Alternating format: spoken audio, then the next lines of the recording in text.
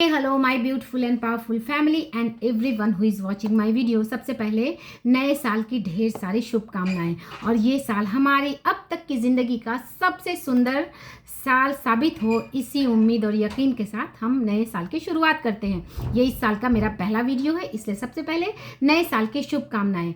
And जैसा कि हर साल होता है, हम नए नए रिजोल्यूशन बनाते हैं और बनाना भी चाहिए, क्योंकि जब हम रिजोल्यूशन बनाएंगे, उस बारे में सोचेंगे तो एक्शन भी लेंगे, चाहे उसकी इफिकेसी कितनी भी हो, बट रिजोल्यूशन ज़रूर बनाने चाहिए। और इस साल का मेरा रिजोल्यूशन है कि ये पूरा साल मैं सिर्फ और सिर्फ अपने आप को डेडिकेट करने वाली हूँ in every aspect of life. सबसे पहले अपना यानी कि सेल्फ, मतलब सबसे पहले सेल्फ हीलिंग आता है, यानी कि पास्ट की जो भी नेगेटिविटी है उसे हम सबसे पहले अपने माइंड से, अपने माइंड बॉडी एंड सोल से सबसे पहले रिलीज करेंगे, अपने आप को प्यूरिफाई करेंगे। यानी कि एस्पेक्ट आता है फ्री अप योर बॉडी, अपने शरीर को, अपने माइंड बॉडी एंड सोल को, जो हमारे पास्ट की अब तक की जितनी भी नेगेटिविटी है उसे हम अपने माइंड बॉडी एंड सोल से रिलीज कर देंगे सबसे पहले। और इसका बेस्ट तरीका है meditation and close your eyes. आँखों को बंद करके, जब हम मेडिटेशन का पहला स्टेप होता है क्लोज योर आइज। क्यों कहते हैं ऐसा? क्योंकि जब हम आँखों को क्लोज करते हैं तो अपनी शक्ति को कंजर्व करते हैं। तो पहला स्टेप आता है self healing and next step आता है सेल्फ अवेयरनेस, अपने आप को जानना, अपने आप को समझना। जब ज़्यादा से ज़्यादा समय आप अपने आप को देते हैं, तब अपने आप को समझते हैं, अपनी गलतियाँ, अपने एक्शन प्लान्स एंड किधर हमें जाना है, क्या एक्शन लेने हैं, उन सारी चीज़ों को हम गौर करते हैं। तो सेल्फ अवेयरनेस, सेल्फ अपलिफ्टमेंट, यानी कि इस साल हम अपने आप को पिछले साल से कुछ भी तो ज़रूर अपलिफ्ट करेंगे, यानी अपने आप को बेटर पाएंगे। 23 के मुकाबले 24 को अपने आप को ज़रूर अपलिफ्ट करेंगे। And self transformation. क्यों सेल्फ ट्रांसफॉर्मेशन? क्योंकि हम जो करते आ रहे हैं वो ही करते आएंगे, तो हमें वही मिलेगा जो मिलता आया है। सो नया कुछ पाने के लिए, नया कुछ करने के लिए हमें अपने आप को ट्रांसफॉर्म करना होगा। इसमें मैंने कुछ पॉइंट्स भी नोट डाउन करके रखे हैं, जिन्हें आप 1 बाय 1 देखेंगे। ये सारी चीज़ों को self awareness, self upliftment and self transformation में कैसे यूज़ करते हैं, तो चलिए शुरू करते हैं। सबसे पहले एक्शन ओरिएंटेड। कहीं ना कहीं हम प्लान बहुत कुछ करते हैं, लेकिन प्रोक्रेस्टिनेट भी कर देते हैं कि अच्छा कल करेंगे। No, now, power of now में रहेंगे और जो भी प्लान हमने किया है उसे सबसे पहले क्लैरिटी के साथ अपने माइंड में उसकी क्लियर पिक्चर बनाएंगे एंड गेट सेट गो। ये वाला अप्रोच रखना है कि गेट सेट गो। अब ये प्रोक्रेस्टिनेशन को 2023 में ही हम छोड़ के आगे बढ़ेंगे। And practice stillness. हम भाग दौड़ की ज़िंदगी में इतने फास्ट हो चुके हैं कि हमें हर चीज़ 2 मिनट की मैगी की तरह चाहिए, बट लाइफ इस तरह नहीं चलती। So practice stillness. जितना आप ठहराव अपने अंदर लाएंगे, उतना ही अपने अंदर ग्रोथ को पाएंगे, अपने आप को उतना ज़्यादा अपलिफ्ट कर पाएंगे। सो जहाँ तक हो सके दिन भर में 1 बार 2 बार आँखों को बंद करके आप 5 मिनट भी, 10 मिनट भी आंखों को बंद करके अगर स्टिलनेस की प्रैक्टिस करेंगे, आप देखेंगे आपके एनर्जी का लेवल धीरे धीरे ज़रूर बढ़ेगा। एंड नेक्स्ट पॉइंट आता है सेट योर बाउंड्री। हम कई बार ऐसी सिचुएशंस को नोइंग अननोइंगली झेलते रहते हैं और एक तरह से कहीं कि टॉलरेट करते हैं, हमें अच्छा नहीं भी लग रहा। किसी ऐसे इंसान से फ़ोन पर बात कर रहे हैं तो वो कॉन्वर्सेशन अगर हमारा समय, जो हमारा रिक्वायर्ड टाइम है, उससे ज़्यादा जा रहा है, लेकिन हम ये इतनी बाउंड्री नहीं सेट कर पाते हैं कि हम कहें कि ओ आई एम बिज़ी। सो एक अपनी बाउंड्री सेट करें। हर वो इंसान जो कहीं ना कहीं आपको लगता है कि ये इससे कुछ ऐसी कॉन्वर्सेशन हो रही है जो नेगेटिव है, जो आपको नेगेटिव कर सकती है, तो उस कॉन्वर्सेशन को उसी वक्त आपको स्टॉप कर देना है, उससे टॉलरेट बिल्कुल नहीं करना है, ये सोचकर कि शायद सामने वाले को बुरा लग जाएगा। सबसे पहले आपको वो काम नहीं करना है जो आपके सोल को बुरा लगे, यानी कि आपके माइंड बॉडी एंड सोल में कोई नेगेटिविटी अगर इतना सा भी आता है तो उस कॉन्वर्सेशन को हम उसी वक्त स्टॉप कर देंगे। Less is more. ये एक बहुत अच्छा पॉइंट है कि हम कई बार ये भी वो भी कर लें, ये भी कर लें, वो भी कर लें। सो लेस इज मोर का कॉन्सेप्ट कहता है कि जहाँ पर हैं हम कम ही करेंगे, क्वालिटी के लिए करेंगे। हम जो भी एक्शन लेंगे क्वालिटी के साथ कम काम करेंगे, एक ही काम करेंगे, लेकिन उसमें फुल अपनी एनर्जी देंगे। ये नहीं कि ये भी कर लिया, वो भी कर लिया, वो भी कर लिया, one at a time. And filter positivity. कई बार ऐसा होता है कि हम ग्रुप में हैं, कई कॉन्वर्सेशन होती है, अगर क्योंकि हम सब सोसाइटी से सराउंडेड हैं, फैमिली से सराउंडेड हैं, तो लोगों के बीच तो हमें रहना ही है। तो उसमें ऐसा होता है कि कॉन्वर्सेशन के बीच पॉजिटिव नेगेटिव हर तरह की बातें होती हैं। एंड हमारा नेचर अब तक बन चुका है कि नेगेटिविटी हमारे माइंड में ज़्यादा रहती है। सो हम आदत बनाएंगे कि उसमें से जो पॉजिटिव टॉक है, पॉजिटिव वैल्यूएबल बातें हैं, उसे फिल्टर करके हम अपने माइंड में रखेंगे, नेगेटिविटी को लेट गो कर देंगे। क्योंकि हमारा कंट्रोल सिर्फ और सिर्फ हमारे ऊपर है, दूसरों के ऊपर नहीं। Be a Quetta.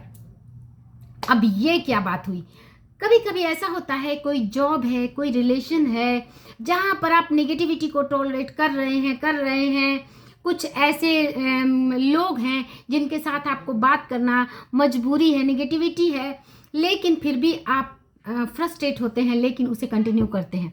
तो वो नहीं करना है, यानी कि क्विट करना सीखें। कि जो कॉन्वर्सेशन, जो बातें आपको लगती है कि ये मेरे माइंड में थोड़ी सी भी नेगेटिविटी देगी, मेरे वाइब्रेशन को लो करेगी, उस एरिया से, उस कॉन्वर्सेशन से खुद को क्विट कर लें। उसमें ज़रा सा भी ना सोचें कि पता नहीं कौन क्या सोचेगा। क्योंकि सबसे पहले हमें अपने आप को प्रायोरिटाइज करना है। Be selective, learn to take decision. कई बार ऐसा होता है, अभी हाल ही में मेरे साथ ऐसी सिचुएशन आई जब मुझे एक मैरिज पार्टी में, क्लोज रिलेटिव मैरिज पार्टी में जाना पड़ा। एंड एक डायलेमा था, जाऊं तो बच्चे की एजुकेशन है इधर, तो डिसीजन लेने में मुझे काफ़ी डायलेमा आया। End of course I attended that marriage ceremony. लेकिन उस वक्त काफ़ी मैं कन्फ्यूजन में थी कि जाऊं या ना जाऊं, करूं या ना करूं। उधर जाने में भी मुझे कुछ बेनिफिट्स, यानी कि कुछ पॉजिटिव एस्पेक्ट्स थे, नहीं जाने में भी कुछ पॉजिटिव एस्पेक्ट्स थे।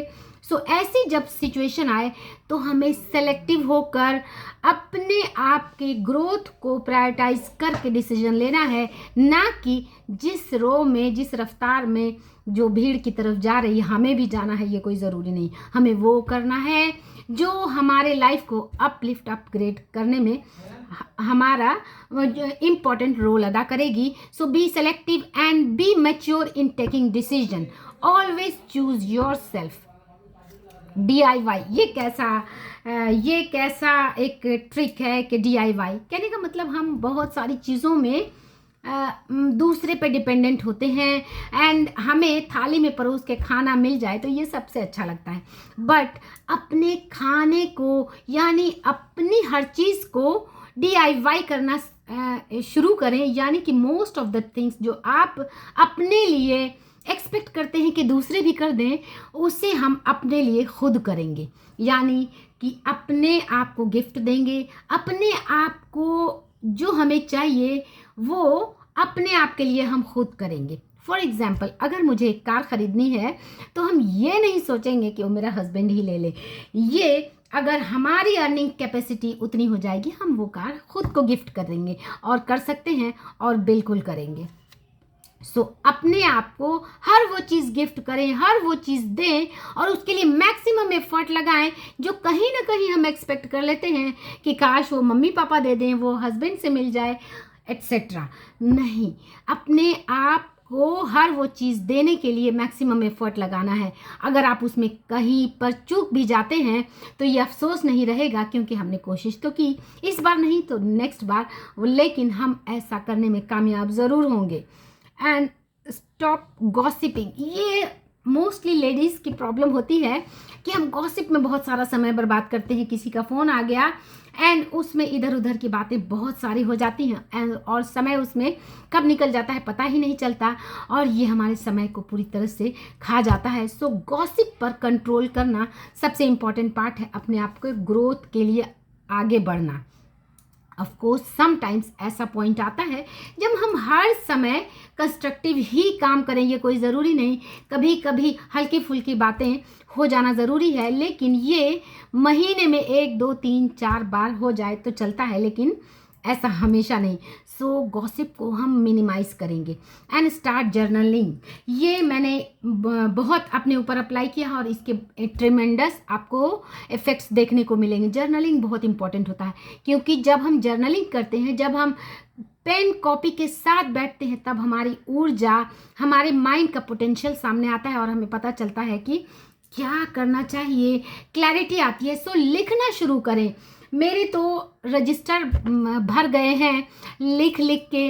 जहाँ भी मुझे कोई नेगेटिव बातें आती हैं उसे मैं लिखती हूँ और काटती हूँ, क्योंकि डॉक्टर जो डिस्पेंजा कहते हैं pruning and sprouting of thoughts. हमारे घर में गमले भी होते हैं, तो हम गमले की प्रूनिंग करते हैं, यानी कि जो पार्ट गल गया है, जो येलो हो गया है, उसकी हम छटनी करते हैं, जिसे हम कहते हैं कि उसे निकाल बाहर करते हैं। तो ये काम हम अपने थॉट्स के साथ भी करेंगे। इसमें जर्नलिंग का बहुत इंपॉर्टेंट रोल है। मैं लिखती हूँ क्या नेगेटिव बातें मेरे माइंड में आई, उसे मैंने लिखा, उसे क्रॉस किया एंड उसके बगल में उसे फ्लिप करके इसे कैसे मैं पॉजिटिव थॉट के साथ चेंज कर सकती हूँ, फ्लिप कर सकती हूँ। ये आपको आपके थॉट को क्वालिटी में इम्प्रूव करने में बहुत हेल्प करेगा।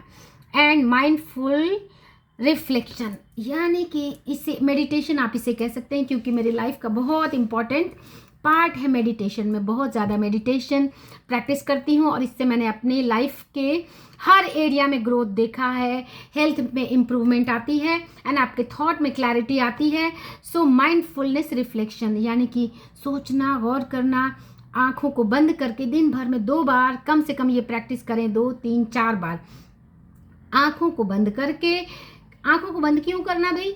क्योंकि जब हम आँखों को बंद करते हैं तो हमारी जो एनर्जी है वो चैनलाइज होती है। एंड रिफ्लेक्ट करना, आज मैंने क्या किया, कल क्या ऐसा किया था जो नहीं करना चाहिए था, आज ऐसा क्या करना है एंड कल मुझे ऐसा क्या करना है जो मेरी लाइफ को और ज़्यादा ग्रोथ की तरफ ले जाए। So mindfulness reflection. Take a challenge. हमेशा हम रिस्क लेने से, चैलेंज एक्सेप्ट करने से घबराते हैं, डरते हैं। इस साल भी मैंने एक बहुत अच्छा चैलेंज लिया है, जो जैसे जैसे समय बीतता जाएगा मैं ज़रूर शेयर करते जाऊंगी। ये एक रिस्क लेना, चैलेंज को एक्सेप्ट करना एंड आप उससे देखेंगे एक फियर, एक इनसिक्योरिटी की जो भावना होती है, इसके पार यानी इसके बाहर आप निकलते हैं। सो ऑलवेज चैलेंज एक्सेप्ट करें, रिस्क लें, क्योंकि जब आप उस रिस्क के उस पार जाते हैं तो एक नया वर्जन आपका बन के आता है, क्योंकि कोई ना कोई डर का, इनसिक्योरिटी का एस्पेक्ट आपके मन से ज़रूर निकल जाता है। डर कर हम स्टेप लेना छोड़ दें तो ग्रोथ नहीं हो पाएगी, हम वही रहेंगे। हमारी एनर्जी, और ये बात भी समझ लेनी चाहिए कि अगर हम अपनी एनर्जी को अपलिफ्ट नहीं कर रहे हैं तो वो नीचे की तरफ जा रही है। सो हर दिन स्टेप लेना है अपनी एनर्जी को अपलिफ्ट करने में।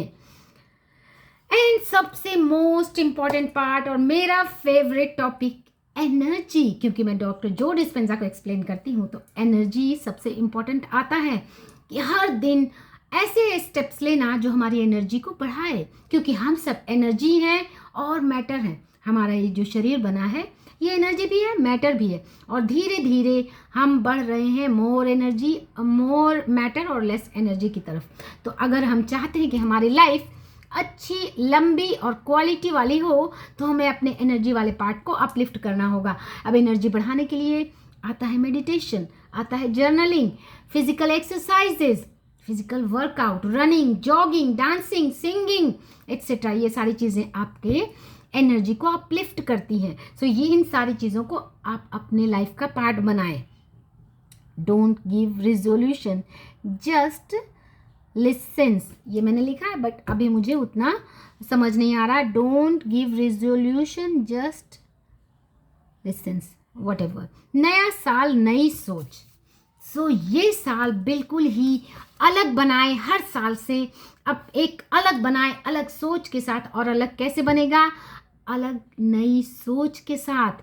अपनी सोच को फॉर्म करें, यानी कि अपनी सोच को जिसे कहते हैं फॉर्मेशन करें, स्क्रिप्टिंग करके एक नई लाइन, हर बार एक नई लाइन, एक नया एफर्मेशन से अपने आप को इनरिच करें और आप पाएंगे कि आप एक नए वर्जन की तरफ बढ़ रहे हैं। सो ये साल हम हर साल की तरह नहीं बिताएंगे, नई सोच के साथ नए साल को एक नया वर्जन अपना बनाएंगे। इसी के साथ मैं वीडियो को साइन अप करती हूँ।